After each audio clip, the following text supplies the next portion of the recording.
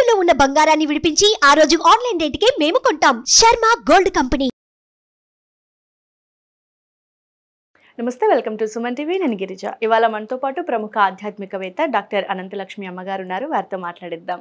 అమ్మ నమస్కారం. నమస్కారం అమ్మ. అమ్మ, సాధారణంగా ఈ మధ్య కాలంలో చూసుకుంటే ఇండివిజువల్గా ఉండే వాళ్ళకంటే కూడా 80% ఆఫ్ పీపుల్ అపార్ట్మెంట్స్లో ఉండటం బాగా అలవాటైపోయిందమ్మా.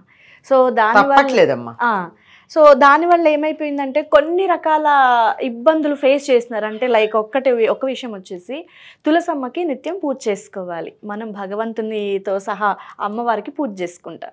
మరి తులసమ్మను పెట్టాలి అని అంటే వాళ్ళ ఇంట్లో ప్లేస్ లేకనో, లేకపోతే అపార్ట్మెంట్లో ఏ ప్లేస్లో పెట్టాలో ఆ ప్లేస్ తెలియక చాలా సతమతం అవుతుంటారు. కానీ నిత్యం పూజ చేసుకోవాలన్న ఇష్టం మాత్రం ఉంటుంది.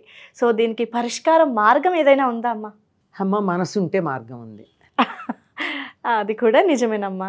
అంటే ఈ అపార్ట్మెంట్లలో నేను చూసిన చాలా ఇళ్లలో పెద్ద పెద్ద హాల్ ఉంటుంది, అన్ని పెద్ద చాలా బాగుంటాయి. అవును. అందులో ఏమిటి ఉండదు అంటే దేవుడి పూజకి స్థానం ఉండదు. పూజా మందిరానికి పూజకు ఒక గది కానీ సరే గది పెట్టుకోగలిగిందంటే 4 bedrooms 3 bedrooms ఉన్న ఇంట్లో కనీసం చిన్నది పూజకు గది ఉండదా? ప్లేస్ ఉండదు, ఎక్కడో అక్కడ కుదరదు. ఎందుకంటే అది కూడా డైనింగ్ రూమ్లోనో దేంట్లోనో కిచెన్లోనో కలిపేద్దామని ఆశ, అడ్జస్ట్ చేస్తుంటారు అంటారు. ఇంకా కొంతమంది అసలు ప్లానింగ్లోనే ఉండకపోవడంతో కొంతమంది ఫ్లాట్స్లో చూశాను నేను, కామన్ టాయిలెట్ ఏదైతే ఉందో దాన్ని తీసేసి అక్కడ పూజ గది పెడతారు. అమ్మా, అలా పెట్టొచ్చు అసలు? ఎందుకు పెట్టకూడదు అంటే పైన టాయిలెట్ ఉంది, కింద టాయిలెట్ ఉంది. అపార్ట్మెంట్లో బయట ఉంటాయి కదా, అది చూసి ఇది తప్ప మాకు ఇంకో చోట లేదండి అన్నారు. అంటే నువ్వు దాన్ని స్టోర్ రూమ్లా చేసుకుని స్టోర్ రూమ్ని పూజ గదిగా పెట్టుకోవచ్చుగా, లేదా వంటింట్లోనో లేకపోతే హాల్లోనో ఒక అలమర లాంటిది పెట్టుకుని మందిరంలాగా పెట్టుకోవచ్చు కదా. ఏమో సంభవ్ వాళ్ళ ఆలోచనలు వాళ్ళవి, చూడగానే మనకి అనిపిస్తుంది అంతే, అంతకన్నా ఇంకేం లేదు. అలాగే మార్గం ఉండకపోదమ్మా, ఎక్కడో అక్కడ ఎండపడని చోటు ఉంటుందా ఫ్లాట్ మొత్తం మీద? పడుతుందమ్మా. ఎక్కడో అక్కడ ఏ కిటికీలోంచో కొంచెం ఎండపడే చోటు ఉండనే ఉంటుంది కదా. అక్కడ ఒక చిన్న స్టాండ్ పెట్టుకుని నీళ్లు కింద పడకుండా కింద ఒక ప్లేట్ పెట్టి ఆ స్టాండ్ మీద తులసి మొక్క పెట్టుకోవచ్చుగా. పెట్టుకోవచ్చమ్మా. బాల్కనీలో పెట్టుకోవచ్చు కదా. మనం ఏదో ఇంటికో తలుపు ఉంటుంది, ఆ తలుపు పక్కన చెప్పులు పెట్టుకునే చోటుని కొంచెం మార్చుకొని అక్కడ పెట్టుకోవచ్చు కదా. చెప్పులు తులసి దగ్గర వదలకూడదు గనక తలుపు కట్టు ఇటు ఎక్కడో ఒకక్కడమ్మా. తప్పనిసరిగా మనసుంటే మార్గం ఉంటుందని చెప్తున్నాం. లేదంటే ఈ మధ్య నేను ఒకళ్ళ దగ్గర చూసా, ఒకటే పాపం వాళ్ళ సింగిల్ బెడ్రూమ్ ఫ్లాట్, వాళ్ళ స్థాయి అంతే. ఆవిడకి చాలా మంచి పద్ధతి ఉంది పూజ అది చేసుకోవాలని. అందుకని ఏం చేస్తుంది, తులసిది చిన్న తులసి కోట తెచ్చుకుని దేవుడు పెట్టుకున్న చోట పెట్టుకుని వారానికి 1 or 2 సార్లు టెర్రస్ మీదకి తీసుకెళ్ళి ఎండలో పెట్టొస్తుంది. ఓకే, పూజ గదిలోనే పెట్టేసుకోవచ్చు. ఇప్పుడు మేము కూడా ధనుర్మాసం అంతా దేవుడి దగ్గరే పెడతాం తులసిని. అంటే ఒక తులసిని, బయట ఉండే తులసి కాక పెరటి తలుపు దగ్గర ఒకటి, బయట తలుపు దగ్గర ఒకటి, 2 తులసి కోటలు ఉండగా ఒక చిన్న దాంట్లో తెచ్చుకుని దేవుడి దగ్గర పెట్టుకుంటాం. అంటే తులసి దగ్గర దీపం పెట్టాలి కదా ఈ నెలంతాను.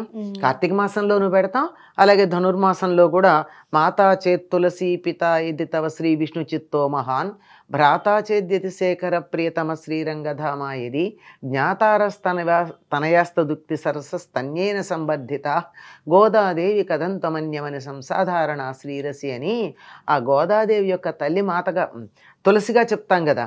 అంచేత తులసి దగ్గర తప్పనిసరిగా దీపం పెట్టాలి, వాళ్ళ అమ్మని గౌరవించద్దు. అందుకని ఆ చలిలో బయటికి వెళ్ళి వాన పడుతూ ఇవన్నీ ఇబ్బందులు ఉంటే ఎలా పెడతాం? అందుకని లోపలే పెట్టుకుని చిన్న కుండీలో తులసి కోటలో దేవుడి దగ్గరే పెట్టుకుంటాం. మరి అయితే ఇది మరి ఎండ లేకపోతే పాడైపోతుంది కదా. అందుకని ఎండ వచ్చినప్పుడు కాసేపు చిన్న కుండీని తీసుకెళ్ళి బయట పెడతాం.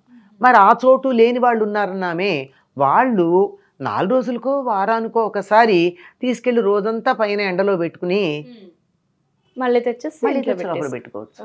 తప్పనిసరిగా తులసి ఉండడం అన్నది ఇంటికి శుభం. ఓకే అమ్మా. తల్లిలాగా కాపాడుతుంది తులసి అంటారు. పెరటి వైద్యుడు అంటారు. తులసి ఉంటే వైద్యుడు అక్కర్లేదంటారు. అటువంటి పవిత్రమైనటువంటి ఔషధీ గుణాలతో కూడినటువంటి మనకి నిత్యం ఉపయోగపడేటటువంటి నిరంతరం ప్రాణవాయువుని మనకి ఇస్తూ ఉండేటువంటి బ్యాక్టీరియా లాంటి వాటిని దగ్గరికి రానియనటువంటి చాలా లాభాలమ్మా, చాలా ఉన్నాయి. అటువంటి తులసిని ఎట్లాగొట్లా వీలు చేసుకుని పెట్టుకోవాలి. ఎట్లా అన్నది వాళ్ళకున్న సౌలభ్యాన్ని బట్టి చెప్పాను. అస్సలు వీలు లేకపోతే చేసిన పద్ధతి కూడా చెప్పాను. చెప్పారమ్మా. లేదు, ఎక్కడో అక్కడ ఎండ పడుతుంది కదా, ఆ ఎండ మొత్తం ఫ్లాట్ ఎంతలో కూడా ఫ్లాట్ మొత్తంలో ఎండపడని ప్రదేశం ఉంటుందా? ఎక్కడో అక్కడ పడుతుంది కదా, అక్కడ పెట్టండి. ఎండ కావాలి తులసికి, ఎండ లేకపోతే ఉండలేదు. తులసి మొదట్లో ఆ తులసి కోటలో దీపం పెట్టడంలో కూడా ఉద్దేశం ఏమిటంటే తులసి చలిని తట్టుకోలేదు గనక ఆ దీపపు వేడికి అది బాగుంటుంది. ఓకే అమ్మా. అందుకని అమ్మ, ఒకవేళ మొదటిసారి తులసిని తీసుకురావాలి అనుకున్న వాళ్ళు అంటే ఏ రోజున తెస్తే మంచిది? అంటే దానికి ఏమైనా తిథి రోజు అలా ఏమైనా ఉంటుందమ్మా? అసలు ఎప్పుడైనా తెచ్చుకోవచ్చమ్మా. కానీ తీరా తెచ్చి పెట్టుకున్న తర్వాత తులసి ఏమి సంవత్సరాల తరబడి ఉండే చెట్టు కాదు కదా. అందుకని అది 2 ఏళ్లకి మ్యాక్సిమం, ఎప్పుడన్నా కొన్ని 3 ఏళ్లకు ఉండొచ్చు. అందువల్ల ఏమిటి, తులసి కోటలో ఎప్పుడూ తులసి మొక్క ఉండాలి అంటే ఒక మొక్క ఉండగానే అది పెద్దదైపోయింది అనుకోగానే పక్కన ఇంకోటి పెడతారు. ఇది ఎండిపోతే అది వస్తుంది గనక అట్లా ఉండగా పెట్టుకునేటప్పుడైతే సాధారణంగా ఏకాదశి, ద్వాదశి అటువంటి సమయంలో తొలి ఏకాదశి నాడు పెట్టుకుంటారు చాలా మంది. క్షీరాబ్ది ద్వాదశి నాడు పెడతారు. ఇట్లా కాక ఎప్పుడు మనకి ఇంట్లో తులసి లేదు అని బాధ కలిగిన క్షణాన్ని ఎప్పుడైనా తెచ్చిపెట్టుకోవచ్చమ్మా. ఓకే అమ్మా. అయితే మరి ఇందులో 2 రకాల తులసులు ఉంటాయి కదమ్మా? 5 రకాలు ఉంటాయమ్మా. మామూలుగా 5 రకాలు. అంటే మనం ఇంటికి తెచ్చుకునే వాటిలో కొన్ని లక్ష్మీ తులసి, విష్ణు తులసి అంటూ ఉంటారు. అంటే ఇది తెల్లగా ఉంటుంది, అది నల్లగా ఉంటుంది. సో తులసి, కృష్ణ తులసి. సో మరి ఏది తెచ్చుకోవాలమ్మా? ఏదైనా లక్ష్మీ స్వరూపం అనుకుంటాం గనక అది రామ తులసి లేక రామ తులసి, లక్ష్మీ తులసి. లక్ష్మీ తులసి అంటాం. ఈ లక్ష్మీ తులసి కాడ మాత్రం కొంచెం బ్రౌనిష్గా ఉండి లేత ఆకుపచ్చ రంగులో ఆకులు ఉంటాయి.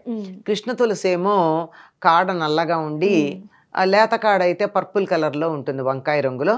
ఆకులు కూడా వంకాయ రంగులో ఉంటాయి. కాడ కూడా పచ్చగానే ఉండి లేత రంగులో ఉండేదాన్ని రామ తులసి లేక విష్ణు తులసి అంటారు. ఇట్లా ఇంకా ఇంకో 2 ఉన్నాయి అనుకోండి. పంచ తులసులు, 5 రకాలైనటువంటి తులసులు. అందులో మనం సాధారణంగా లక్ష్మీ తులసే పూజ చేస్తాం, అమ్మవారిగా భావించుకుంటాం కదా, లక్ష్మీ తులసే పూజ చేస్తాం.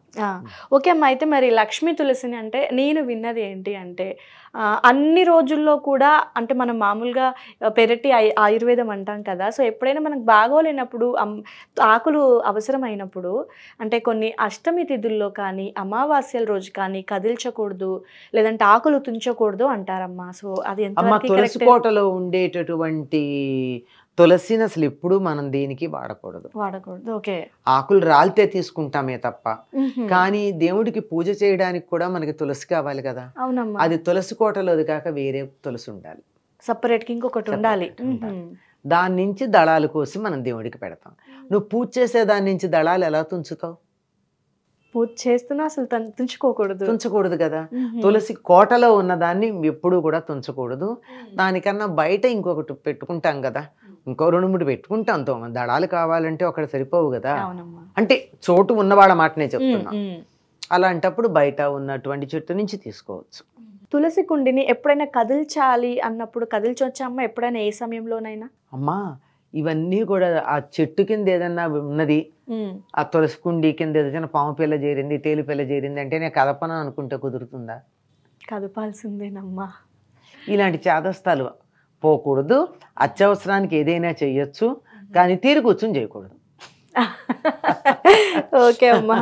సో పైగా ఇప్పుడు మనకు మార్గశిర మాసం, విష్ణుప్రీతం, అమ్మవారి మరీ ప్రత్యేకం ప్రత్యేకం అమ్మ. ఇది ధనుర్మాసంలో గోదాదేవిని పూజిస్తాం. గోదాదేవి తల్లి అయినటువంటి తులసికి తప్పనిసరిగా మనం దీపం పెట్టి పూజ చేయాలి. సో తులసికి సంబంధించి చాలా సందేహాలు, సో అన్ని చాలా చక్కగా నివృత్తి చేశారమ్మా. ధన్యవాదాలు. నమస్తే అమ్మా.